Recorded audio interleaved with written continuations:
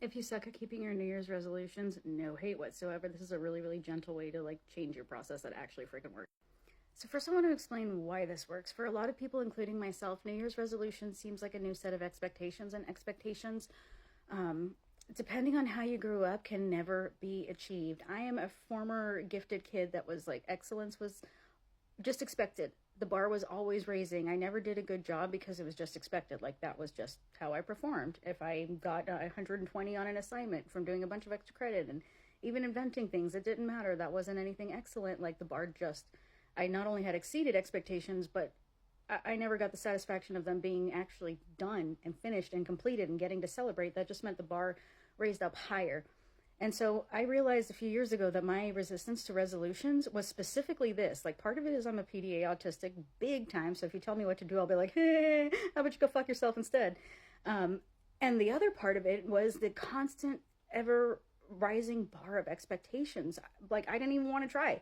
I didn't even want to try because all I knew is it was like, oh, great, I can, stress a lot towards failure and then having even more expectation.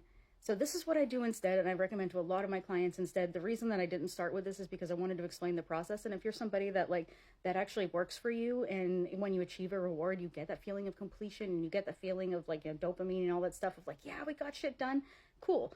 Keep going with your process because this one probably isn't going to be as effective for you. But if you're somebody like me that it was just like you were always having to be excellent, always having to be perfect, and it was always just bars, oh, up and up and up and up, like all you burn out gifted kids, I see you here.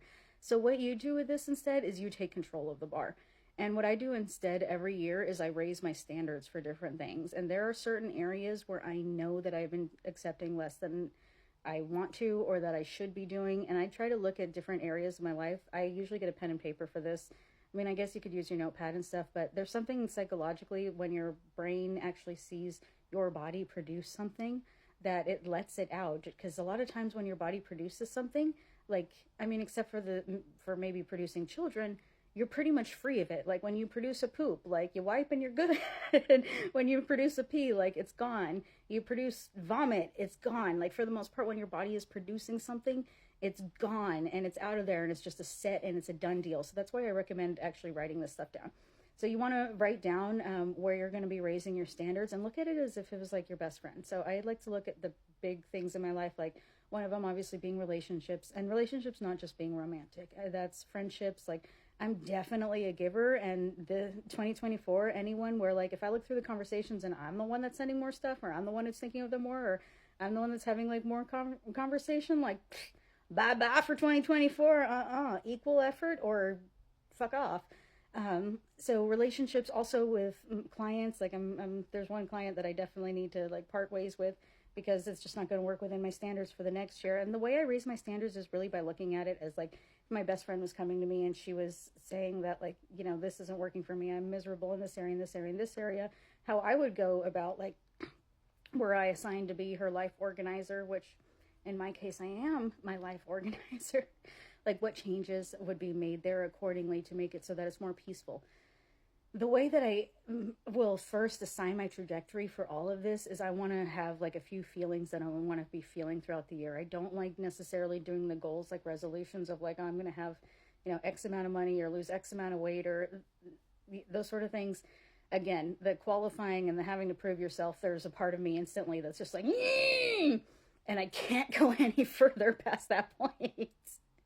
So that being said, if you're looking at it from a place of love, of like, if this was my best friend and these things were actually hurting my best friend, what changes would I, recommend integrating, or what areas would I be like, yo, just cut this off or switch it around?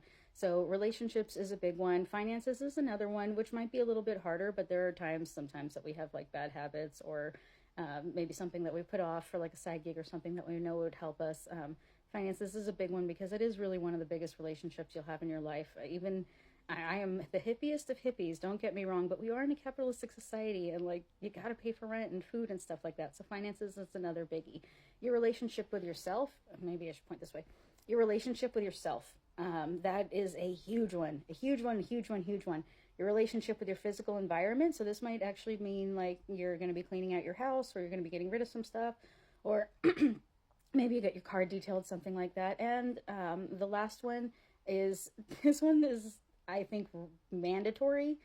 Sometimes my clients will do it optional and they have success otherwise, but I think this one is absolutely mandatory, which is your relationship with your brain and your thoughts. I Getting my thoughts to not just run like crazy, wild, rabid wolves that were all out to get me has been definitely a practice. So I understand it's easier said than done. That being said, there's a lot of times that I could monitor my thoughts better. I could self parent better. I could definitely do other things to put myself in a better headspace, and I'm not necessarily. So do the things that are important to you. Those 5 things are the ones that I usually look at, and there's enough there, and I make my tweaks accordingly. And that's so much easier for me to actually achieve because it's from a place of love.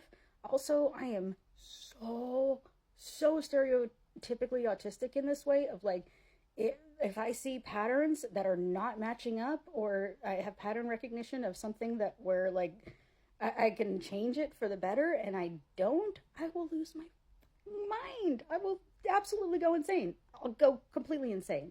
So this method really works well for me and the way that I work. If you work like me, then try it.